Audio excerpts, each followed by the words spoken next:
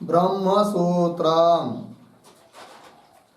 ब्रह्मसूत्र ग्रंथ में page number 316 और 316 के ऊपर से 7 नंबर की पंक्ति है।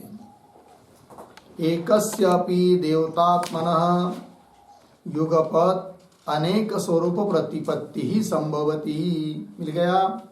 आइए, तो बात चल रही है प्रथमाध्याय तृतीय पाद और यह 8 नंबर का अधिकरण है। इस अधिकरण का नाम है देवताधिकरणम और इस अधिकरण का विचार विषय वाक्य है तत् यो यो देवानां प्रत्यबुध्यत स एव तदभवत् इत्यादि। तो ब्रह्म विद्या में देवताओं का भी अधिकार है, इस बात का निर्णय करने के लिए इस अधिकरण की प्रवृत्ति हुई है। तो देवता लोगों में भी अधिकार है, क्योंकि शास्त्र में अधिकार का कारण जो बताए हैं वो सब देवताओं में भी घटित होता है, क्योंकि देवताओं में भी अर्थित्व, सामर्थ्य इत्यादि है। और सामर्थ्यादि इसलिए है कि वे देवता लोग भी विग्रह वाले हैं। किंतु जब विग्रहवान देवता लोगों को मानेंगे तो पूर्व पक्षी ने प्रश्न उठाया तो कर्म में विरोध होगा, क्योंकि विग्रहवान शरीरधारी एक देवता अनेक कर्मों में अपना भाग ग्रहण करने के लिए दौड़ नहीं सकती, तो कर्म में विरोध होगा, ये कहा। उसका उत्तर 27 नंबर के सूत्र के उत्तरार्ध से देने के लिए आरंभ कर रहे हैं कि कर्म में विरोध नहीं होगा। क्यों? कि अनेक प्रतिपत्ते है, ये हेतु दिया। अनेक प्रतिपत्ते मतलब क्या? तो एक ही देवता शरीरधारी होते हुए भी वह देवता अनेक रूप धारण कर लेती है, और अनेक रूप धारण कर लेती है इसलिए एक ही काल में अनेक यागों का अंग भाव बन सकती है। अतः कर्म में विरोध नहीं होगा विग्रहवान देवता को मानने पर भी, ये कहना है। इसी बात का, इसी हेतु का, अनेक प्रतिपत्ति इस हेतु का स्पष्टीकरण कर रहे हैं एकस्यापि देवतात्मन इत्यादि पंक्तियों के द्वारा। तो आइए फिर पंक्ति पढ़ता हूं पुनः। एकस्यापि देवतात्मनः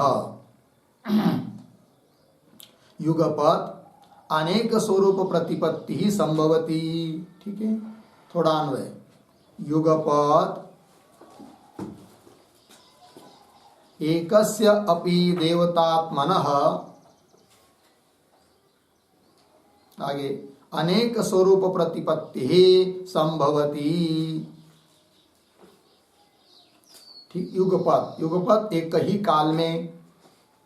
एकस्य अपि देवतात्मनः, देवतात्मा देवता एक होने पर भी अनेक स्वरूप प्रतिपत्ति, यहां पर प्रतिपत्ति शब्द का अर्थ करना है अंग भाव। तो अनेक स्वरूप प्रतिपत्ति मतलब अनेक विग्रह धारण करके वो अंग भाव संभवती, अंग भाव हो जाती है।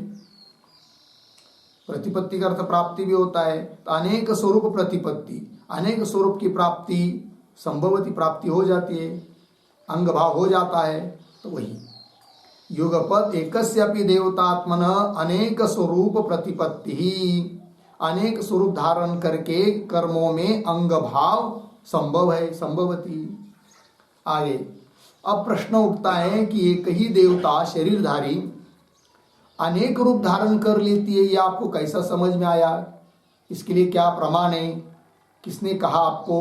तब वही प्रश्न कर रहे, कथम एतत् अवगम्यते, एतत् कथम अवगम्यते, ये आपको कैसा जाना जा रहा है कि एक ही देवता अनेक रूप धारण कर लेती है करके, अतः कर्म में विरोध नहीं होता है।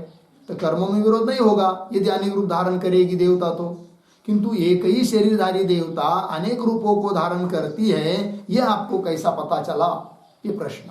एतत् कथम अवगम्यते, तो हेतु दे रहे उसके लिए भी, दर्शनात् प्रतीक है, सूत्रस्थ पद है।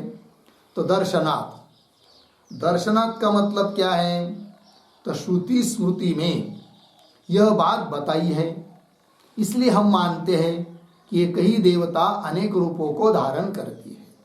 तो वही कहा दर्शनात्, श्रुति में ऐसा देखा जाता है। तो कौन वह है वो श्रुति कि जिस श्रुति में इस बात को बताया है कि एक ही देवता अनेक रूप को धारण कर लेती है? यदि इसके लिए श्रुति हो तो हम भी मान लेंगे, पूर्व पक्षी कहेगा।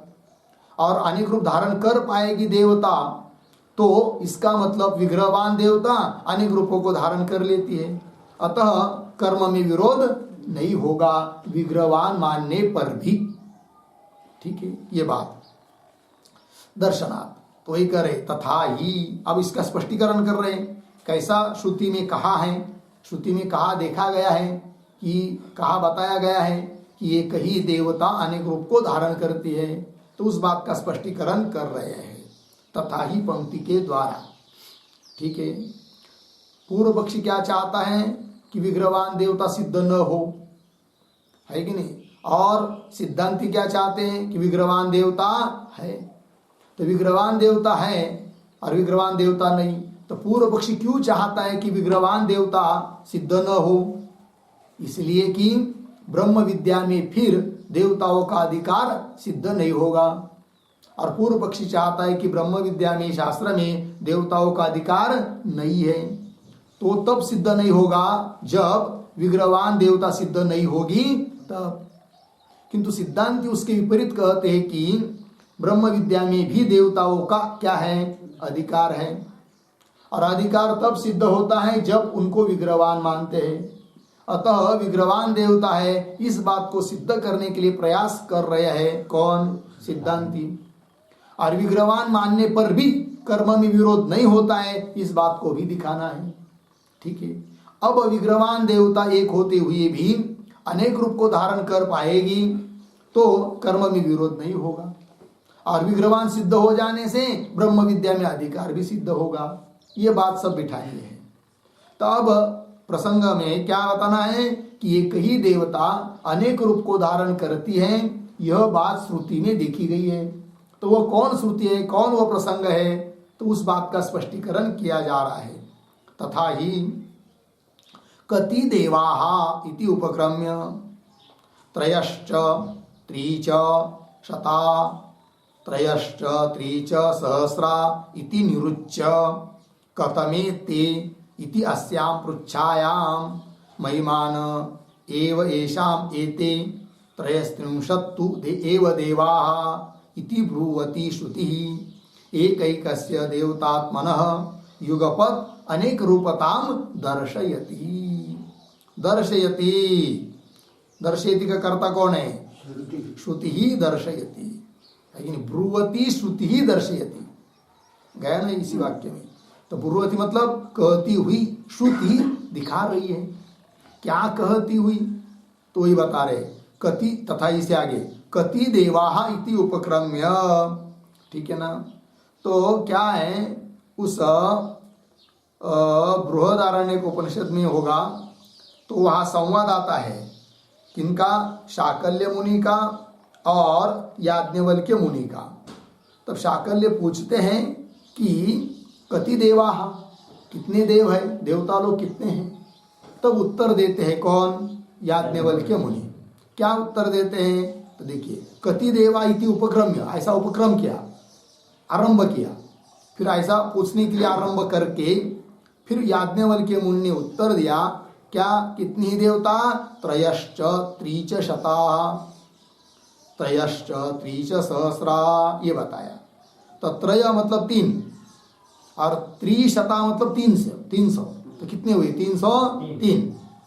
और आगे पुनः त्रयश्च मतलब 3 और त्रिच सहस्रा 3000। तो ये कितने हुए? 3003। 3003 हुए। आगे और पहले बताए 303 और 303 और 3003 कितने हुए कुल मिलाकर? 3306 इतने देवता बताए याज्ञवल्क्य मुनि ने। 3306 ये देवता बताए। ठीक है ना। आइए, इति निरुच्य, ऐसा निर्वचन करके, ऐसा कथन करके फिर पुनः पूछा शाकल्य मुनि ने, कथमेते, कथमेते मतलब वो कौन देवता है बताओ तो। संख्या तो बता दी आपने कि 3306 करके, लेकिन है मूल में वो कितने, कौन है वो बताओ। तब पुनः उत्तर दिया, कथमेते, वो कौन है, इति अस्याम पृच्छायाम, इस प्रकार का पुनः प्रश्न करने पर बताया याज्ञवल्क्य मुनि ने। क्या बताया, महिमान एव एषाम एते त्रयस्त्रिंशत्तु एव देवाः, ये बात बताई। तो कैसा अन्वय थोड़ा, एषाम एते, पीछे महिमान एव, आगे तू देवाः त्रयस्त्रिंशत् एव, ठीक है।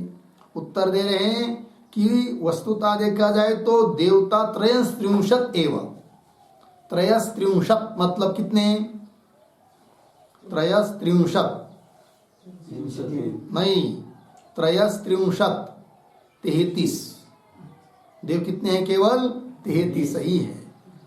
हाँ, तो त्रयस्त्रिंशत् एव देवा। फिर ये बताया अभी अभी आपने कि 3306 ये क्या है, तो बता रहे 33 देवों का ही यह महिमा है। महिमान, महिमा मतलब विभूति, 33 देव मूल और उसकी विभूति, उनका विस्तार है कि नहीं, उन्होंने ही रूप धारण किए, तो वो कितने बने, 3306, ये कह रहे हैं। तो देखिए पंक्ति, एशाम अर्थ लिखेंगे तो एशाम एते महिमान है, तो एशाम मतलब कौन, तो लिखिए उसका अर्थ, एशाम बराबर, एशाम बराबर त्रयस्त्रिंशत् देवानाम, त्रयस्त्रिंशत् देवानाम, अर्धविराम, आगे प्रति एते बराबर सर्वे देवाः, सर्वे देवाः, आगे प्रतीक महिमानः, महिमानः बराबर विभूतयः सन्ति,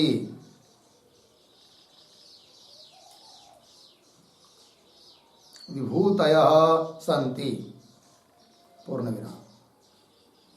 आगे देवाः तु त्रयस्त्रिंशत् एव, त्रयस्त्रिंशत् एव बराबर अष्टौ वसवः, अष्टौ वसवः अर्धविराम, एकादश रुद्राः, एकादश रुद्राः अर्धविराम, द्वादश आदित्याः अर्धविराम, इंद्रः प्रजापतिश्च इति,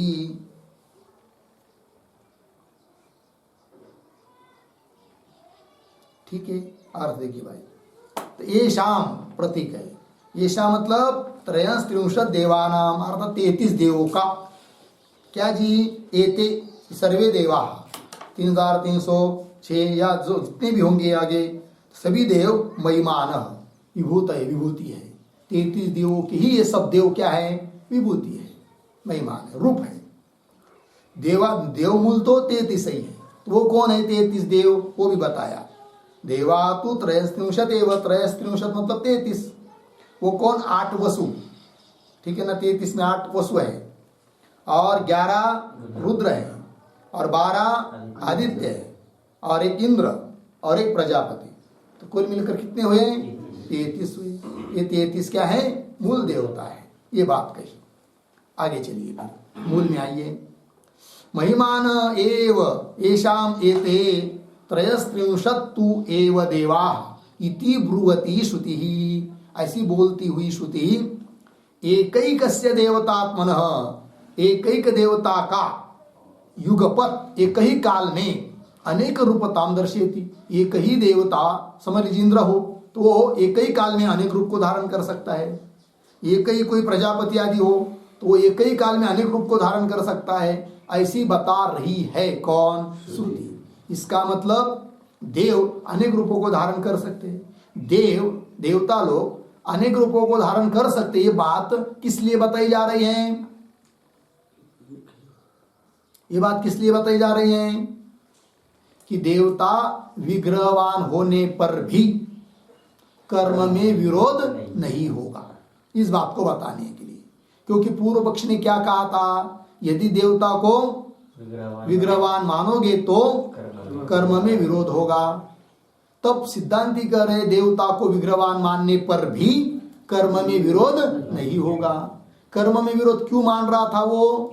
कि वो कहता था पूर्व पक्षी कि एक ही काल में अनेक जगह यज्ञ आदि चल रहे, समझ लीजिए। तो एक ही विग्रहवान देवता, शरीरधारी देवता कहाँ जाएगी, किस किस याग में जाएगी, तो कर्म सिद्ध नहीं हो पाएगा। किंतु अतः विग्रहवान देवता मानने से कर्म में विरोध आएगा, ये कह रहा था कौन? पूर्व पक्षी।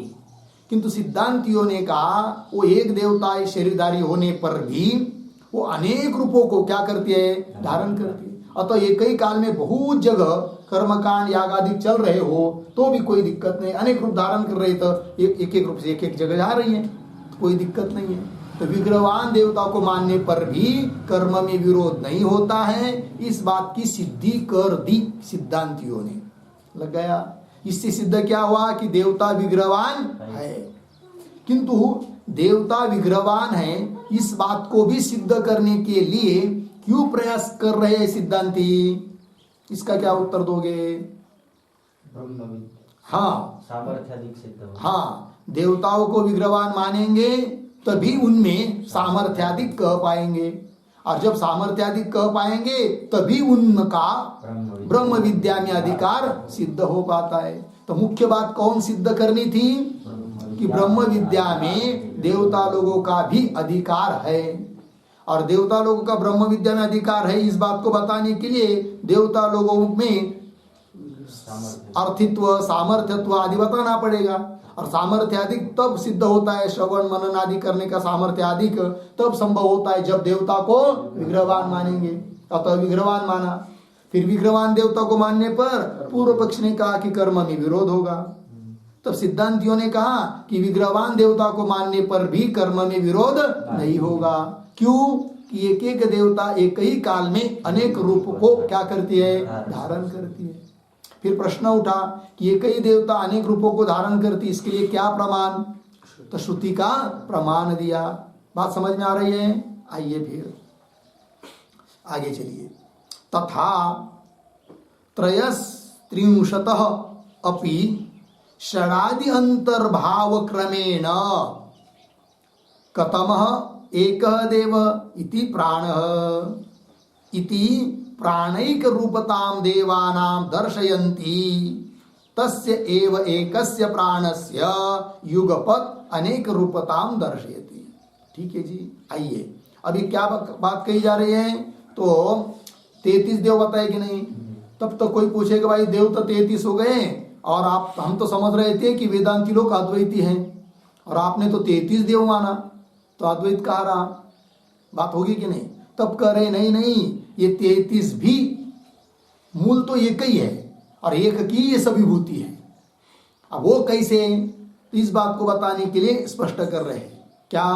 तथा त्रयस्त्रिंशतः अपि, त्रयस्त्रिंशतः देवानाम अपि, क्या जी? षडादि अंतर्भावेन, 33 देवों का अंतर्भाव, ध्यान दीजिए, 33 देवों का अंतर्भाव 6 देवों में हो जाता है, 6 में, क्योंकि 6 देवताओं की विभूति है 33। फिर 33 का अंतर्भाव यदि 6 में होगा तो बचे कितने? 6। फिर उन 6 का भी अंतर्भाव हो जाता है 3 में, क्योंकि 3 की विभूति 6 है। फिर उन तीन का अंतर्भाव हो जाता है दो में, क्योंकि दो की विभूति है कितने, तीन। फिर उन दो का अंतर्भाव हो जाता है एक में, क्योंकि वो एक की ही विभूति है दो, तो मूल में तो एक ही देव हुआ। लग गए जी। अब ये कैसे, तो ये जो पंक्ति है ना, तथा त्रयं त्रिंशत्पि षडादि अंतर्भावेन, तो उसके ऊपर थोड़ा हम लोग लिखते हैं, तो इस सभी बात क्लियर होगी इस बात को। आइए उद्धरण चिन्ह में त्रयश्च त्रीच शता, त्रयश्च त्रीच शता अर्धविराम, त्रयश्च त्रीच सहस्रा, त्रयश्च त्रीच सहस्रा उद्धरण चिन्ह बन इति श्रुत्यनुसारेण, इति श्रुत्यनुसारेण षडधिक त्रिशताधिक, षडधिक त्रिशताधिक त्रिसहस्रम, त्रिसहस्रम कौंस में लिख के रखिए 3306 आंकड़ा संख्या कौंस बंद। आगे देवाः सन्ति पूर्ण विराम एते, एते त्रयस्त्रिंशत् देवानां, त्रयस्त्रिंशत् देवानां महिमानः, महिमानः बराबर विभूतयः सन्ति, विभूतयः सन्ति पूर्ण विराम। आगे अतः तेषाम्, अतः तेषां त्रयस्त्रिंशत् देवेषु, त्रयस्त्रिंशत् देवेषु अंतर्भावः भवति, अंतर्भावः भवति पूर्ण विराम। आगे त्रयस्त्रिंशत् देवाः अपि, त्रयस्त्रिंशत् देवाः अपि षण्णाम्, षण्णाम् अग्नि पृथ्वी वायु, अग्नि पृथ्वी वायु अंतरिक्ष, अंतरिक्ष आदित्य दिवाम, अंतरिक्षादित्य दिवाम महिमानः सन्ति, महिमानः सन्ति पूर्ण विराम। अतः ते अपि, अतः ते अपि षट्सु देवेषु, षट्सु देवेषु अंतर्भवन्ति, अंतर्भवन्ति पूर्ण विराम। तथा, तथा ते अपि षड्देवाः,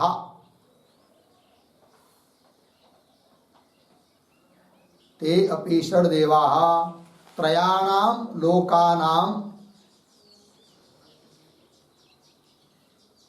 त्रयाणां लोकानां कौंस में लिखिए पृथ्वी अंतरिक्ष दिवा, पृथ्वी अंतरिक्ष दिवाम ऐसा भी कर सकते कौंस बंद। आगे विभूतयः सन्ति, विभूतयः सन्ति पूर्ण विराम। अतः षड्देवाः, षड्देवाः त्रिषु लोकेषु अंतर्भवन्ति, त्रिषु लोकेषु अंतर्भवन्ति। पूर्णविराम। त्रयश्च देवाः त्रयश्च देवाः द्वयोः अन्नप्राणयोः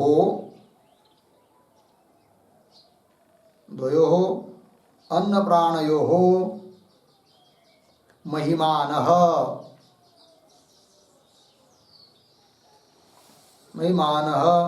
बराबर विभूतयः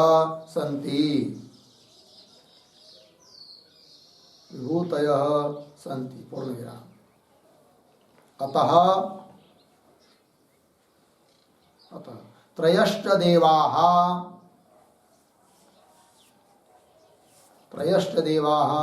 द्वयोः अन्नप्राणयोः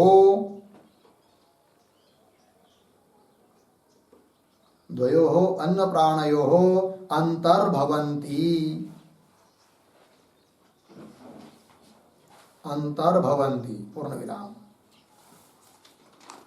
आगे तौ च द्वौ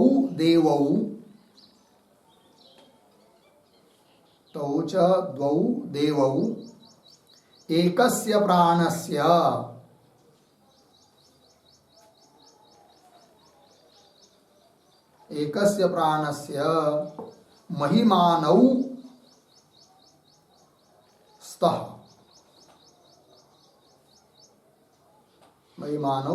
पूर्णविराम। अतः द्वौ च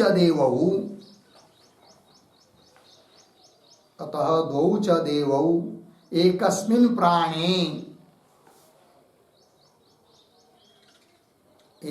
प्राणे बराबर हिरण्यगर्भे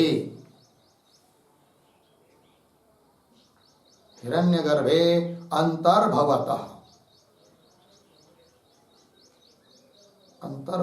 पूर्णविराम। इति एकस्य प्राणस्य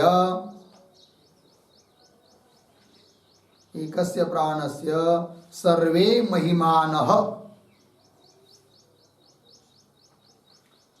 महिमानः भवन्ति। पूर्णविराम। इति एवं एकस्य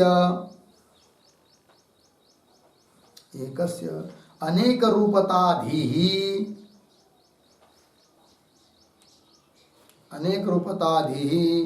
श्रुतौ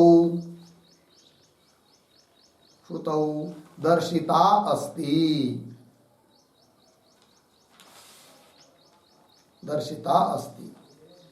पूर्णविराम। अतः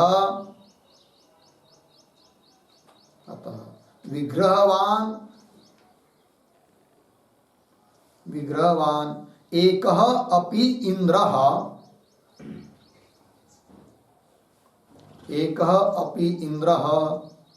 अनेक रूपतां प्राप्य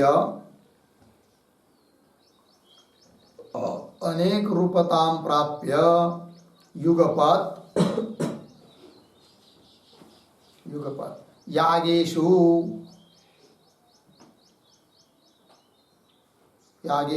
स्वरूप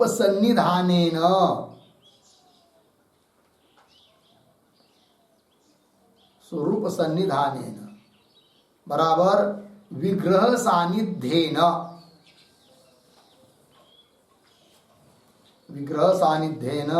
कर्मांगः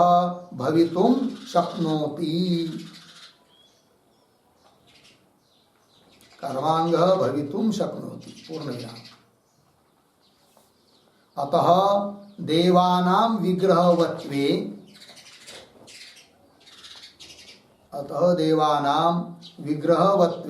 अपि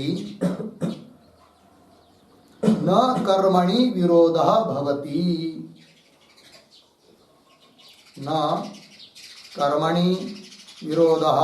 भवति। पूर्णविराम। आगे देवानां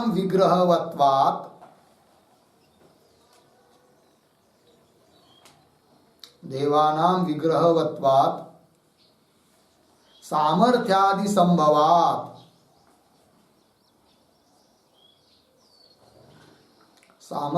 संभवात् ब्रह्म विद्यायाम अधिकारः ब्रह्म विद्यायाम अधिकारः भवति इति अभिप्रायः। भवति इति अभिप्रायः। ठीक है, देखिए भाई। तो त्रयश्च त्रीच शता त्रयश्च त्रीच सहस्रा इति श्रुति अनुसारेण, इस श्रुति के अनुसार षडधिक त्रिशताधिक त्रिसहस्र अर्थात 3306 देवाः सन्ति, इतने देवता है। एते ये सब 3306 ये सभी त्रयस्त्रिंशत् देवानां महिमानः विभूतयः सन्ति। ये 33 देवों की ये सब विभूतियां हैं, रूप है, आकार है, विभूतयः सन्ति। अतः इसलिए विभूति होने के कारण तेषां त्रयस्त्रिंशत् देवीषु अंतर्भाव भवति। तेषां 3306 देवताओं का 33 देवों में क्या होता है? अंतर्भाव होता है। फिर आगे त्रयस्त्रिंशत् देवाः अपि, वो 33 देवता भी षण्णाम महिमानः सन्ति, 6 देवताओं का महिमा है। कौन 6 देवता? अग्नि, पृथ्वी, वायु, अंतरिक्ष, आदित्य और द्युलोक इत्यादि इनकी महिमा है वो। अतः ते अपि 33 देवता त्रयस्त्रिंशत्, अतः ते अपि षड्सु देवीषु अंतर्भवन्ति। 33 देवताओं का अंतर्भाव होता है किसमें? 6 देवताओं में। और आगे तथा ते अपि षड्देवा, ते वो 6 देवता भी 3 लोगों का अर्थात 3 देवों का क्या है? विभूति है। तो त्रयाणाम लोकानां विभूतयः सन्ति। 3 लोक कौन? पृथ्वी, अंतरिक्ष, द्युलोक, इनकी विभूति है। अतः षड्देवाः त्रिषु लोकेषु अंतर्भवन्ति, उन 6 देवताओं का 3 लोकों में या 3 देव अर्थात 3 देवताओं में अंतर्भाव होता है। उसी प्रकार आगे त्रयश्च देवाः, वो 3 देवता भी 2 की विभूति है। कौन 2? अन्न और प्राण, इनकी वो विभूति है। अतः उन 3 देवताओं का उन 2 अन्न और प्राण में अंतर्भाव होता है। फिर वो 2 भी तौ च 2, वो 2 भी एकस्य प्राणस्य महिमानो, एक प्राण की वो महिमा है। अतः उन 2 देवताओं का भी एक ऐसा जो प्राण अर्थात हिरण्यगर्भ, उस हिरण्यगर्भ में अंतर्भाव हो जाता है उन 2 का भी। तो इति एकस्य प्राणस्य सर्वे महिमानः अर्थात विभूतयः सन्ति। एक जो प्राण अर्थात हिरण्यगर्भ, उसकी ये सब कुछ क्या है? महिमा है, विभूति है। तो कुल मिलाकर दिखाना इतना ही है कि एक ही देवता अनेक रूपों को क्या कर सकते हैं? धारण कर सकते हैं, अनेक रूपों को। अतः कर्म का अंग बनने में कोई विरोध नहीं है, विग्रहवान मानने पर भी। इत्येवं एकस्य अनेक रूपताधिः, एक ही देवता किंतु अनेक रूप हो जाता है, इस प्रकार की धी अर्थात ज्ञान श्रुतौ दर्शिता, श्रुति में बताया है। अतः विग्रहवान एक अपि इंद्र, विग्रह वाला ऐसा जो शरीरधारी एक भी इंद्र अनेक रूपताम प्राप्य, अनेक रूपों को प्राप्त होकर युगपत एक ही काल में यागेषु, सभी यागों में स्वरूप सन्निधानेन, स्वरूप सन्निधान मतलब विग्रह सानिध्येन, अपने अपने विग्रह को लेकर वहां जाकर बैठ जाता है। फिर दिखता क्यों नहीं है? तो कल बताया था, वो आएगा अंतर्धान सामर्थ्य, उसमें अंतर्भूत होने का, दिखाई न देने का वो सामर्थ्य होता है उसमें। तो स्वरूप सन्निधानेन विग्रह सानिध्येन कर्मांग भवितुम शक्नोति, कर्म का अंग वो देवता बन जाती है इंद्रादि। अतः देवानाम विग्रहवत्वे अपि, देवता लोगों को विग्रहवान मानने पर भी न कर्मणि विरोध भवति, कर्म में कोई विरोध नहीं है। देवानाम विग्रहवत्वात्, और देवता लोगों को विग्रहवान मानने से सामर्थ्य आदि संभव हो जाता है, और सामर्थ्य आदि संभव होने से ब्रह्म विद्यायाम अधिकार भवति, तो ब्रह्म विद्या में देवता लोगों का भी अधिकार सिद्ध होता है, इति अभिप्राय। हो गया जी। आइए फिर मूल में। तथा त्रयस्त्रिंशत् अपि, 33 देवता भी षडादि अंतर्भावे न, तो षडादि में कैसा, 6 देवताओं में कैसा अंतर्भाव होता है वो सब क्रम आपको लिख के दिया। षडादि अंतर्भाव क्रमेण, इस क्रम से फिर पूछा गया पुनः कथम एक देव, तो सब करके करके करके अंतर्भाव करके करके एक देव बचा, फिर वो कथम एक देव, वो कौन है एक देव, ऐसा प्रश्न पूछने पर बताया क्या, प्राण प्राण है इति। तो इति इस प्रकार प्राणैक रूपताम देवानाम दर्शयन्ति, कैसा पढ़ेंगे, इति देवानाम प्राणैक रूपताम दर्शयन्ति। इस प्रकार सभी देवता लोग प्राण स्वरूप एक देवता रूप ही है, ऐसा इस बात को दिखाती हुई श्रुति। पंक्ति लग रही नहीं, इति देवानाम प्राणैक रूपताम, सभी देवता एकमात्र प्राण स्वरूप ही है, इस बात को दर्शयन्ति श्रुति, दिखाती हुई श्रुति। तस्य एव एकस्य प्राणस्य, उसी एक प्राण का क्या जी, युगपत एक ही काल में अनेक रूपताम दर्शयति, दर्शयति अनेक रूपों को दिखा रही है, कौन, श्रुति ही दर्शयति। हो गया, ये बात हो गई। फिर आगे चलिए, तथा स्मृति ही अपि, तो जैसे श्रुति में कहा है वैसा स्मृति में भी कहा है। तो तथा के पूर्व में एक छोटा वाक्य लिखते हैं अवतरण, श्रौतम दर्शनम व्याख्याय, श्रौतम दर्शनम व्याख्याय स्मार्तम व्याचष्टे,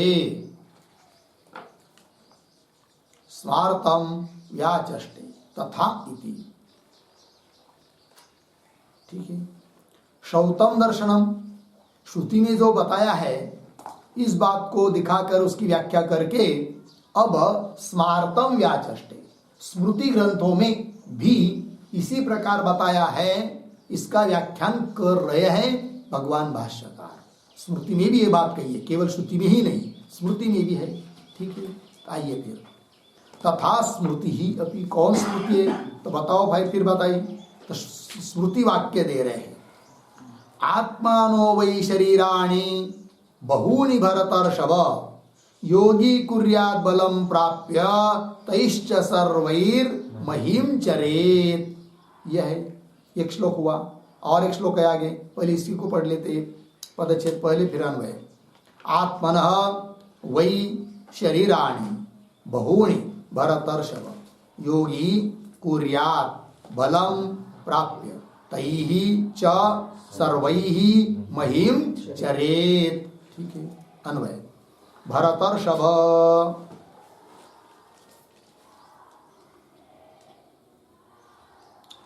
आगे बलम प्राप्य, बलम प्राप्य, फिर शुरू में आइए, आत्मनः वै, आत्मनः वै, एक शब्द छोड़कर आगे बहूनि, पीछे शरीराणि,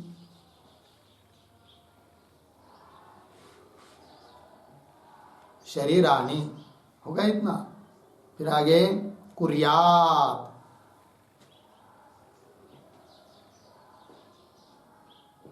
आगे तैश्च सर्वैः महिम चरेत, हो गया।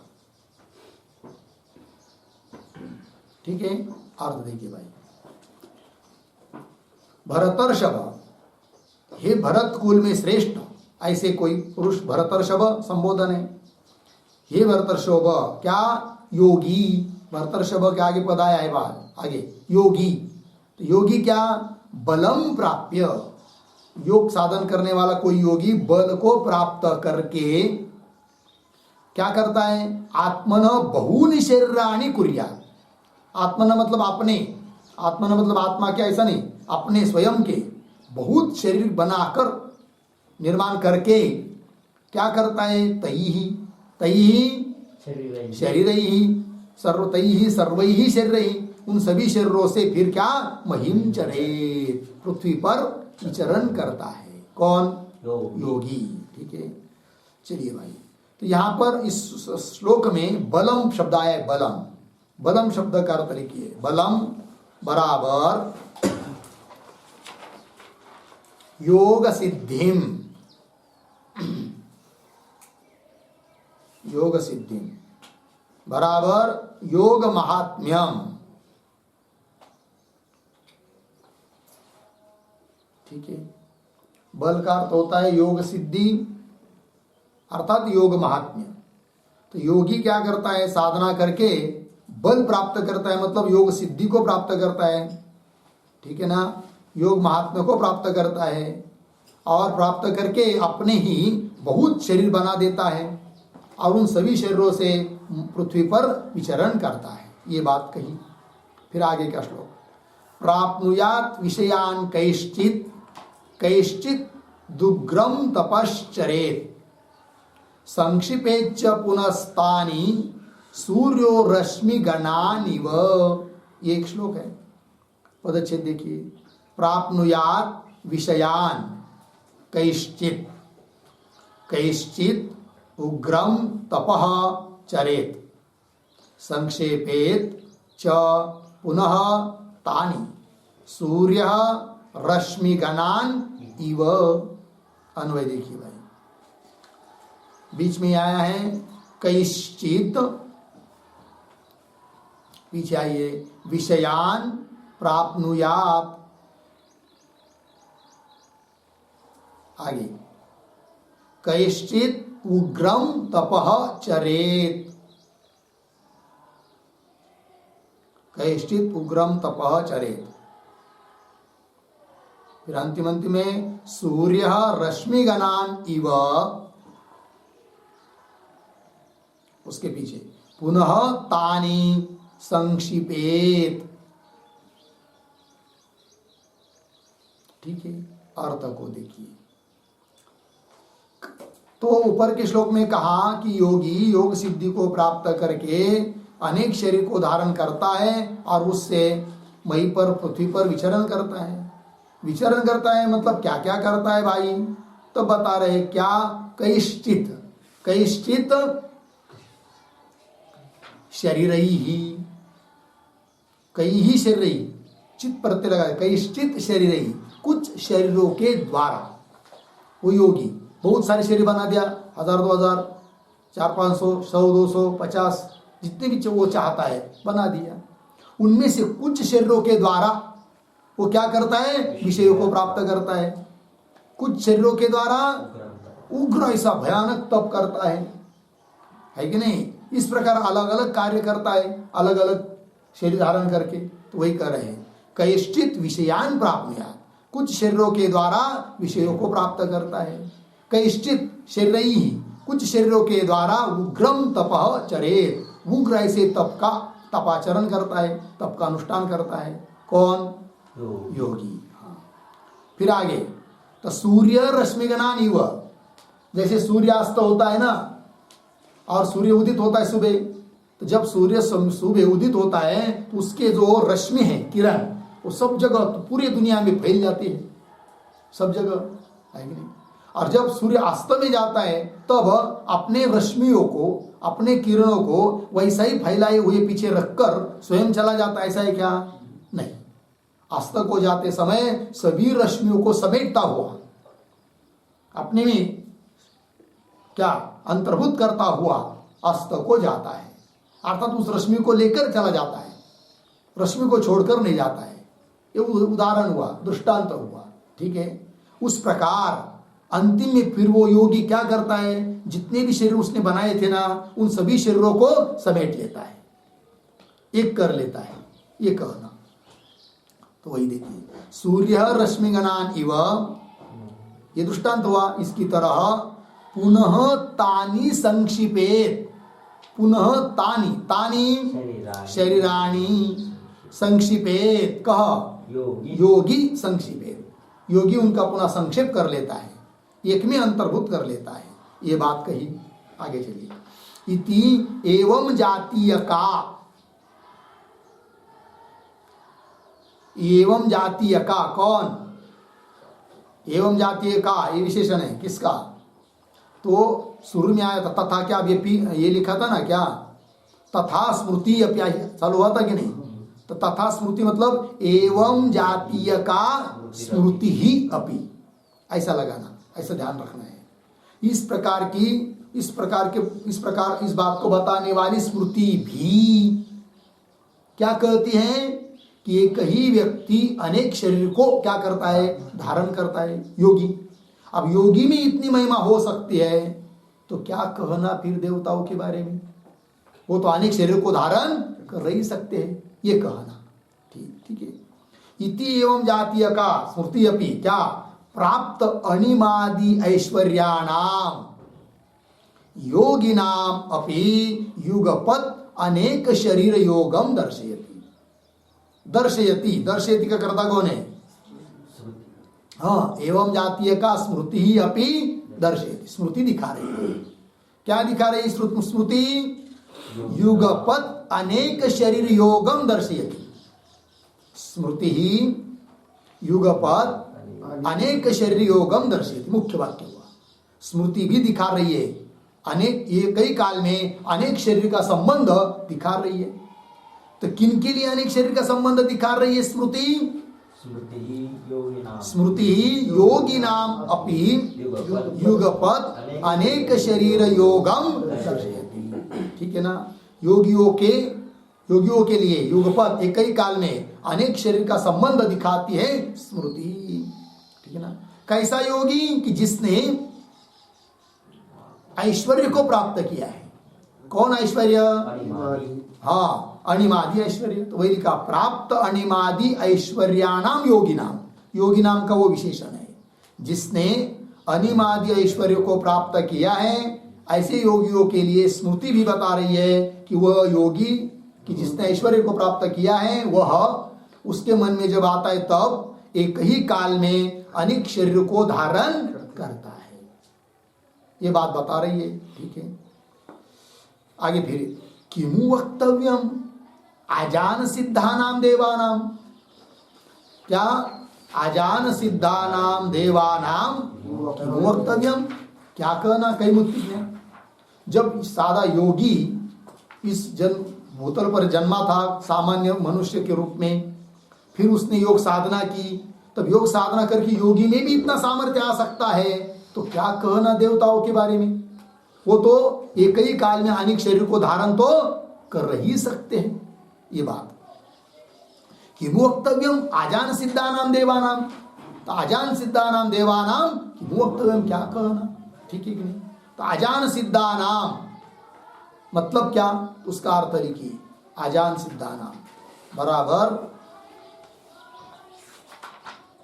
उपाय अनुष्ठानम अंतरेण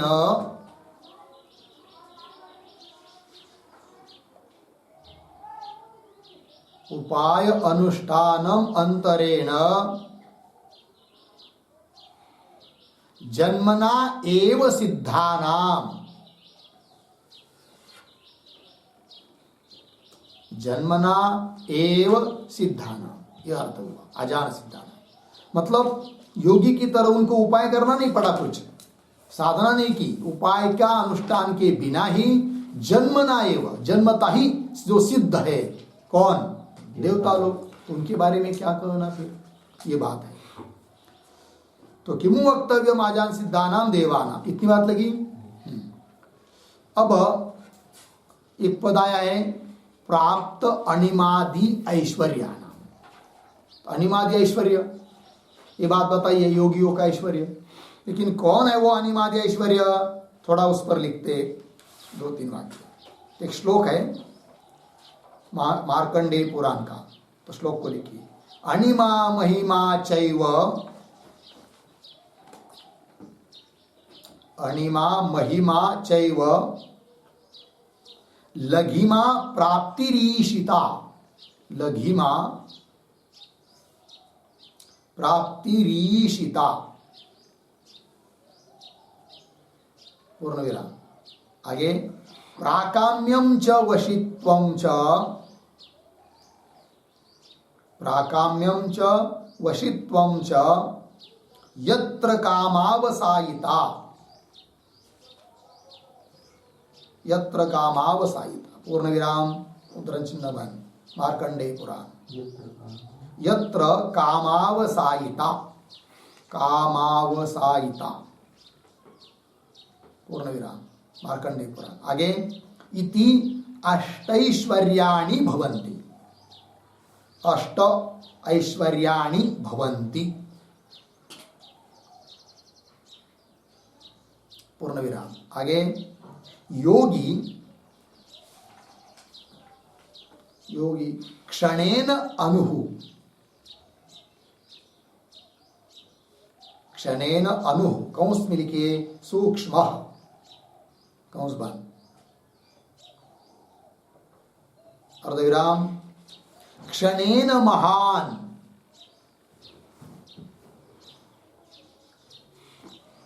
कौंस में विभू, कौंस बंद, अर्धविराम, आगे क्षणेन लघु, क्षणेन लघु, कौंस में लिखिए हल्का, कौंस बंद, अर्धविराम, क्षणेन गुरुश्च, क्षणेन गुरुश्च, कौंस में लिखिए भारी, वजनदार, कौंस बंद, भवती, पूर्ण विराम, आगे प्राप्ति बराबर, प्राप्ति बराबर अंगुल्या चंद्र स्पर्श, अंगुल्या चंद्र स्पर्श, पूर्ण विराम, आगे ईशिता बराबर, ईशिता बराबर सृष्टि शक्ति,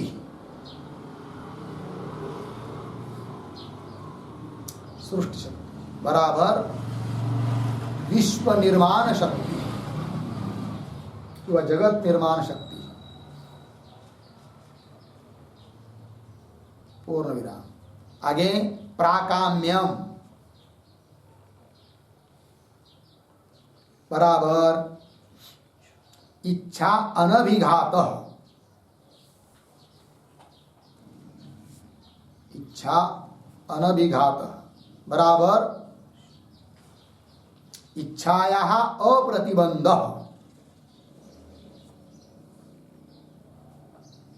इच्छायाः अप्रतिबंध, आगे वशित्वम, वशित्व बराबर नियमन शक्ति, नियमन शक्ति बराबर शासन शक्ति, शासन शक्ति, फिर आगे यत्र कामावसायिता बराबर बराबर संकल्प मात्रात, संकल्प मात्रात इष्ट लाभ, इष्ट लाभ इति भेद, ठीक है। चलिए भाई, तो 8 प्रकार का ऐश्वर्य योगी को प्राप्त होता है, अणिमा, महिमा, लघिमा, प्राप्ति, ईशिता, प्राकाम्य, वशित्व और यत्र कामावसायिता। हो गया? मतलब क्या है? तो योगी को अनिमा ऐश्वर्य प्राप्त हुआ है। मतलब क्या? मन में चाहेगा तो क्षण भर में वो क्या हो जाएगा? अणु बन जाएगा, सूक्ष्म बन जाएगा, दिखेगा भी नहीं आपके आंखों को, इतना बारीक बन जाएगा, है कि नहीं? हनुमान जी को सभी ऐश्वर्य प्राप्त था, अष्टमा सिद्धि, अष्टमा सिद्धि 9 अष्ट सिद्धि 9 निधि के दाता। तो दूसरे को भी दे सकते हैं, स्वयं में तो ही है। तभी तो लंका में जब गए तो बहुत छोटा चिलट बनकर अंदर प्रवेश किए, क्योंकि बहुत बंदोबस्त था वहां पर, ठीक है कि नहीं? सूक्ष्म रूप धरी सिंह ही दिखावा, विकट रूप धरी लंका जरावा, ऐसा सब है। तो क्षण भर में अणु हो सकता है सूक्ष्म, और मन में आया तो क्षण भर में महान विभू व्यापक भी बन जाता है। मन में आया तो लघु हल्का, बहुत हल्का, वजन ही नहीं, और मन में आया तो इतना भारी कि उठेगा ही नहीं, है कि नहीं? बैठेगा और 10 लोगों भी उसको उठाएंगे तो भी नहीं उसको उठा सकते, इतना ये सामर्थ्य आता है। और प्राप्ति, प्राप्ति मतलब क्या? यहाँ बैठा है, मन में आया कि चंद्र को स्पर्श करना है, तो ऐसा हाथ करेगा तो चंद्र का स्पर्श कर लेगा ठीक है ना? और चंद्र ये प्राप्ति नाम का ऐश्वर्य। चंद्र को ही मतलब नहीं, किसी भी चीज को दूर से दूर भी चीज रहेगी उसको ऐसा हाथ से भी यहीं पर बैठे बैठे ले सकता है, ये सामर्थ्य। ठीक है ना। मन में आया तो आड़स के होटल में बहुत अच्छे भजे बने हैं, खाना है तो जाने की जरूरत नहीं, बस हाथ ऐसा बढ़ा देगा ले लेगा। ठीक है कि नहीं। अंगुल्या चंद्र स्पर्श। और ईशिता मतलब क्या, सृष्टि शक्ति, जगत निर्माण करने का सामर्थ्य हो सकता है। जैसे उदाहरण विश्वामित्र ने किया था कि नहीं, जगत निर्माण किया, भगवान के सृष्टि की तरह सृष्टि बनाई, क्या सामर्थ्य था, यही सामर्थ्य था। आगे प्राकाम्य, रेडा बोलवला माऊलीने, है कि नहीं, और भिंत चालवली, ये सब क्या है, योगी थे ना वो भी योगी कैसे थे। योगी के दो प्रकार होते हैं, युंजान योगी, युक्त योगी, है कि नहीं। वो कौन से थे, युंजान योगी और युक्त योगी मतलब क्या है, स्वयं सिद्ध योगी, उसको कुछ पढ़ने की साधना करने की जरूरत नहीं थी। ऐसे जो योगी होते हैं ना उनको शायद युक्त योगी कहते हैं, और साधना करके जो होते वो युंजान योगी। देख लीजिए अर्थ उन शब्दों का। ठीक है, युंजान योगी, युक्त योगी। आगे चलिए प्राकाम्य। प्राकाम्य नाम का ऐश्वर्य, उसका मतलब क्या, इच्छा अनभिघात, इच्छा का प्रतिबंध ही नहीं होता है उसके, जो मन में आया वो कर सकता है। लग गया है कि नहीं, इच्छा को कोई रोक नहीं सकता उनके। वशित्व, नियमन शक्ति, शासन कर सकते हैं किसी के ऊपर भी। ये सब यत्र कामावसायिता, संकल्प मात्रा इष्ट लाभ, केवल संकल्प कर दिया चिंतामणि चाहिए था मेरे पास, आ गया, है कि नहीं। इस प्रकार संकल्प मात्रा इष्ट लाभ इति वेद। लग गया जी। चलिए फिर आगे, तो ये हो गया भाई, कहाँ तक पढ़े हम लोग। हाँ, किमु वक्तव्यम आजान सिद्धानाम देवानाम। तो यहाँ तक व्याख्या हुई कौन से पद की, अनेक प्रतिपत्ते है, मतलब एक ही देवता अनेक रूपों को धारण कर सकता है, इस बात की व्याख्या की। ये क्यों व्याख्या करना पड़ी कि एक ही देवता अनेक रूपों को धारण कर सकता है, क्यों बताना पड़ा। हाँ, कि विग्रहवान होने पर कर्म में विरोध होगा, ये कहा था पूर्व पक्ष ने। अब एक ही देव अनेक रूप को धारण कर सकता है विग्रहवान होने पर भी, तब कर्म में विरोध होगा क्या, नहीं। तो कर्म में विरोध नहीं होगा विग्रहवान मानने पर भी। इस बात को बताने के लिए कहा कि एक ही देवता अनेक रूपों को क्या करता है, धारण करता है। बात लगी। हाँ, तो ये जो हेतु था ना सूत्रस्थ अनेक प्रतिपत्ते है, तो एक तरह से व्याख्या कर दी। अभी अब दूसरी तरह से व्याख्या करनी है। तो एक तरफ से क्या व्याख्या हो गई, एक तरह से कि एक ही देवता विग्रहवान होते हुए भी अनेक रूपों को धारण कर लेती है, अतः कर्म में विरोध नहीं होता, ये व्याख्या की। अब कहना है कि विग्रहवान देवता अनेक रूप को धारण न भी करती हो, एक ही है रूप उसका, तो भी कर्म में विरोध नहीं होता है। ये बात बतानी है। अब समझ में आई ना, तो वही कर रहे हैं। देखिए आगे चलिए, अनेक प्रतिपत्ति संभवा, नहीं कहा गया, अनेक वक्तव्य, हाँ बराबर, अनेक रूप प्रतिपत्ति संभवाच, ये है ना। हाँ, अनेक रूप प्रतिपत्ति संभवाच एकैका देवता बहुवी रूप ही आत्मानं प्रविभज्य बहुषु यागेषु युगपत् अंग भावम गच्छति इति। अच्छा, एक पूरी पंक्ति ये पूरा नहीं हुआ, दूसरी व्याख्या करने के लिए अभी थोड़ा दे रहे हैं, और एक वाक्य होने के बाद पंक्ति इसी की व्याख्या भी चल रही है। अनेक रूप प्रतिपत्ति संभवात, मिल गया जी। तो फलित क्या निकला फिर, एक ही देवता अनेक रूपों को धारण करती है ना, एक सिद्ध करने से क्या सिद्ध हुआ, वो बात को बता रहे, उपसंहार कर रहे हैं। तो अनेक रूप प्रतिपत्ति संभवात, प्रतिपत्ति अंग भाव, अनेक रूप से कर्मों में अंग भाव हो जाना संभव होने से एक ही का देवता, एक एक देवता भी बहुवी रूप ही अनेक रूपों को धारण करके आत्मानं प्रविभज्य, अपने को विभाग करके अनेक रूपों को धारण करके बहुषु यागेषु, अनेक यागों में युगपत् एक ही काल में अंग भावम गच्छति, अंग भाव को प्राप्त होती है। अंग भावम गच्छति कौन, देवता, एकैका देवता, एक एक देवता भी युगपत अंग भावम गच्छति, एक ही काल में अंग भाव को प्राप्त होती है। किसके अंग भाव को प्राप्त होते हैं? यागेशु।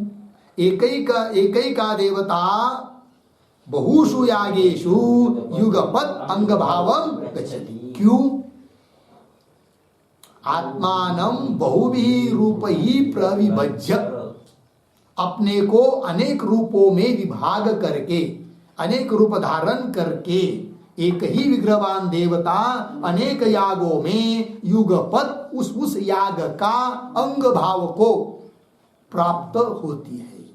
अतः कर्म में विरोध नहीं है। पंक्ति लग रही है ना? आइए, तो ये जो पद आया है इस वाक्य के आरंभ में, अनेक रूप प्रतिपत्ति संभवाच्य, है ना? तो उसके पूर्व में एक छोटा वाक्य लिखिए, अवतरण फलितम आह अनेक इति। तो फलित क्या निकला, तात्पर्य क्या निकला, वो बताए। फलितम आह अनेक इति। फिर वो जो बड़ा शब्द है उसका थोड़ा विग्रह लिख लेते। अनेक रूप प्रतिपत्ति संभवाच्य आया है कि नहीं, उसका अर्थ लिखिए। अनेकेषु कर्मसु, अनेकेषु कर्मसु एकस्य प्रतिपत्तिः, एकस्य प्रतिपत्तिः बराबर अंग भावः, अंग भावः अर्धविराम तस्य संभवात्, तस्य संभवात्। ठीक है, ये बात। अनेकेषु कर्मसु, अनेक कर्मों में, अनेक रूप प्रतिपत्ति है ना, अनेक कर्मों में एकस्य प्रतिपत्ति ही, एक ही देवता की प्रतिपत्ति अर्थात अंग भाव संभवात्, संभव है। वही लिखा है मूल में। आइए, अनेक रूप प्रतिपत्ति संभवाच्च एकैका देवता बहुभिः रूपै, अनेक रूपों से आत्मानं प्रविभज्य, अपने को विभक्त करके, बहुषु यागेषु अनेक यागों में, युगपत एक ही काल में अंग भावम गच्छति इति। लग गया? अब प्रश्न उठेगा कि एक ही देवता अनेक रूप धारण करके उस याग में जाकर अंग भाव बनती है, उस याग का पार्ट बनती है कि नहीं? तो फिर दिखती क्यों नहीं? हम लोग याग कर रहे हैं, आकर बैठ गई इंद्र देवता, तो दिखनी चाहिए कि नहीं? हम लोगों के आंखों से दिखती है क्या देवता? नहीं दिखती है। क्यों नहीं दिखती फिर? तो उसका उत्तर दे रहे आगे के वाक्य में, परैश्च न दृश्यते। क्यों? अंतर्धानादि क्रिया योगात् इति उपपद्यते। मिला? थोड़ा अन्वय। अंतर्धानादि क्रिया योगात्, अंतर्धानादि क्रिया योगात् भी चाहिए, परैहि च न दृश्यते, परैश्च न दृश्यते। आगे इति उपपद्यते। ठीक है, अंतर्धानादि क्रिया योगात्, अंतर्धान, अंतर्धान हो जाना, न दिखाई देना, इस प्रकार की क्रिया प्रक्रिया वो लोग जानते हैं, देवता लोग, अतः दूसरे को दिखाई देते नहीं है। ठीक है, इसका मतलब ये पक्का ध्यान में रखिए अब क्या, कि जो भी हम सत्कर्म कर रहे हैं वहां पर जिस देवता को हम आह्वान कर रहे हैं वो देवता आकर बैठती है। अतः हम लोगों के कर्म को या उपासना को, अनुष्ठान को कोई देख नहीं रहा है, ऐसा समझने की जरूरत नहीं है। इंद्र चंद्र परमात्मा वहां आकर कथा कीर्तन में भी आकर बैठते हैं। लग गया? तो अंतर्धान आदि क्रिया योगा परैहि न दृश्यते, अन्य लोगों को दिखाई नहीं देती है। इति उपपद्यते, है कि नहीं? इति उपपद्यते, क्या उत्पन्न हुआ फिर? तो उपपद्यते के ऊपर एक वाक्य,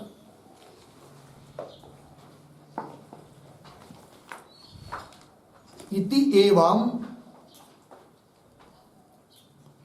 एवं देवानां विग्रहवत्व संभवात्, देवानां विग्रहवत्व संभवात्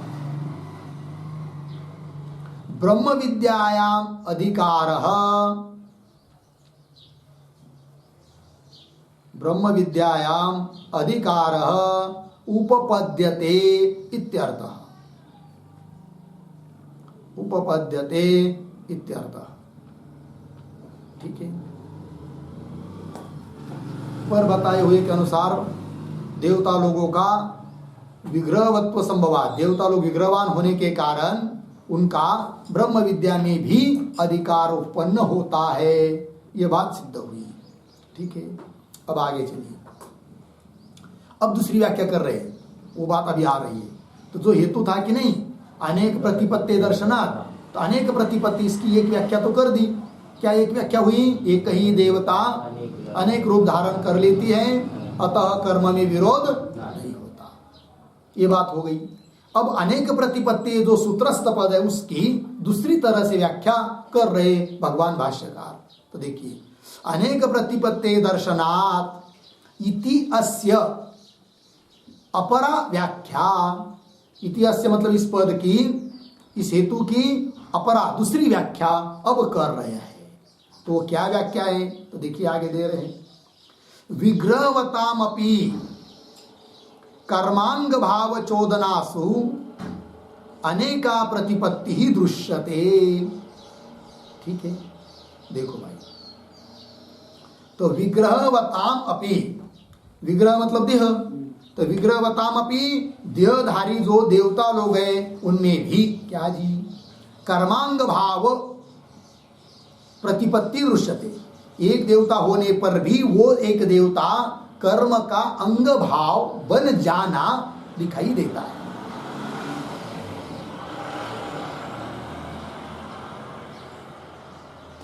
ठीक है। देखिए भाई, तो विग्रहवतामपि कर्मांग भाव चोदना, देहधारी जो देवता लोग हैं उनको भी कर्म के अंग भाव की, अंग भाव का विधान करने वाली जो विधि वाक्य है, चोदना, चोदना मतलब विधि वाक्य, देवता कर्मों का अंग भाव बनती है। कर्म का अंग भाव होता है, होती है कौन? देवता। इस प्रकार विधान करने वाला जो विधि वाक्य है चोदना, है कि नहीं? तो वही कह रहे, तो विग्रहवतमपि कर्मांग भाव चोदनासु अनेका प्रतिपत्ति ही दृश्यते। अनेका प्रतिपत्ति मतलब विग्रहवतामपि अनेका प्रतिपत्ति दृश्यते। कहा? कर्मांग भाव चोदनासु, कर्म का अंग भाव देवता बनती है, ऐसे विधान करने वाले वाक्यों में भी क्या कि विग्रहवान देवता के लिए एक देवता होने पर भी अनेका प्रतिपत्ति, अनेक कर्मों के अनेक स्थलों में अंग भाव दिखाई देता है, एक का भी। बोले कैसे भाई, जरा स्पष्ट करो, उदाहरण दे दो इसके लिए। तो उदाहरण से बताएंगे। तो आगे उदाहरण दे रहे, तो दो प्रकार का उदाहरण, व्यतिरेकी, अन्वयी। तो व्यतिरेक उदाहरण मतलब ये बात दिखाता है कि एक ही व्यक्ति ऐसा होता है कि अनेक स्थलों में अंग भाव नहीं भी बनता है, और कुछ स्थल, कुछ कर्म आदि ऐसे होते हैं कि एक ही व्यक्ति अनेकों का अंग भाव बनता है। कैसे? तो व्यतिरेक से समझते पहले, क्वचित एक अपि, मिला पंक्ति। तो क्वचित के पहले थोड़ा लिखिए, एक छोटा वाक्य, तत्र व्यतिरेकम आह, व्यतिरेकम आह, तत्र व्यतिरेकम आह क्वचित इति।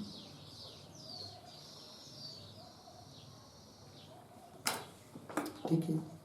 देखो भाई, क्वचित एक अपि विग्रहवान अनेकत्र युगपत अंग भावम न गच्छति। मेरा पंक्ति, क्वचित किसी स्थल पर एक अपि विग्रहवान, विग्रहवान शरीरधारी एक ही है, किंतु वह एक अनेकत्र, अनेक स्थलों में क्यों अनेक कर्मों में युगपत एक ही काल में अंग भाव नहीं होता है। अंग भावम न गच्छति, अंग भाव को प्राप्त नहीं होता है, न गच्छति। उदाहरण, यथा बहुभिः भोजयद्भिः न एक ब्राह्मण युगपत भोज्यते।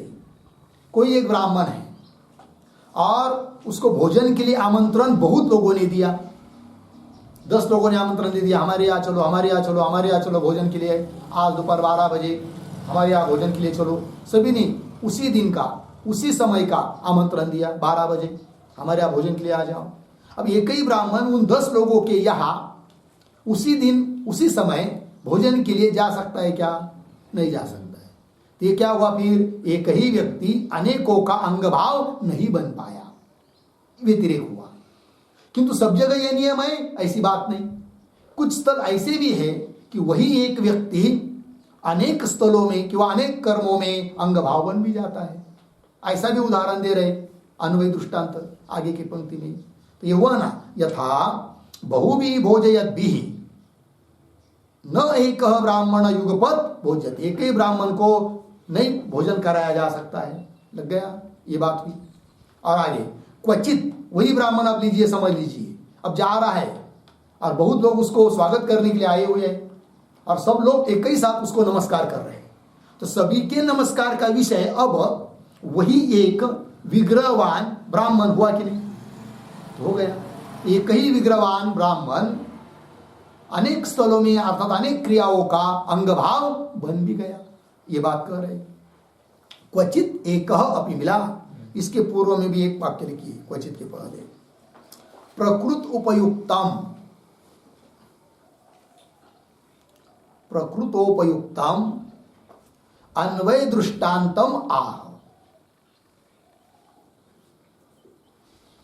प्रकृत प्रसंग के लिए उपयोगी अन्वय दृष्टांत अब दे रहे हैं। ठीक, देखिए अर्थ। क्वचित एक अपि विग्रहवान, कहीं पर किसी स्थल पर वही ब्राह्मण लीजिए जिसको भोजन नहीं करा पाए कई समय में बहुत लोग, वही ब्राह्मण अब जा रहा है। एक अपि विग्रहवान, शरीरधारी विग्रहवान, अनेकत्र युगपत अंग भावम गच्छति। अनेक स्थलों में अनेक कर्मों में एक ही काल में अंग भाव को प्राप्त हो जाता है। उदाहरण दे रहे, यथा बहुभी नमस्कुर्वाणैः एक ब्राह्मण युगपत नमस्क्रियते। मिला? तो बहुभी नमस्कुर्वाणैः, अनेक लोग उसको क्या कर रहे? नमस्कार कर रहे। तो भी वह एक ब्राह्मण, एक ही ब्राह्मण युगपत एक ही काल में, उसी काल में नमस्क्रियते, नमस्कार का विषय बन रहा है। तो अनेकों का अंग भाव बन गया। वो लग गया कि नहीं? हाँ, ये दृष्टांत हुआ।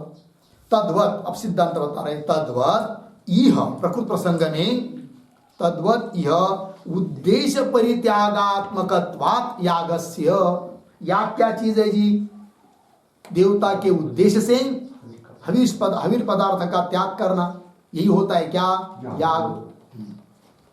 तो वही कह रहे, तद्वत यह उद्देश्य परित्यागात्मकत्वात् यागस्य। याग उद्देश्य, किसी उद्देश्य से, लक्ष्य को बनाकर परित्याग किया जाता है। तो परित्यागात्मकत्वात् यागस्य विग्रहवतीम अपि एकाम देवताम उद्देश्य।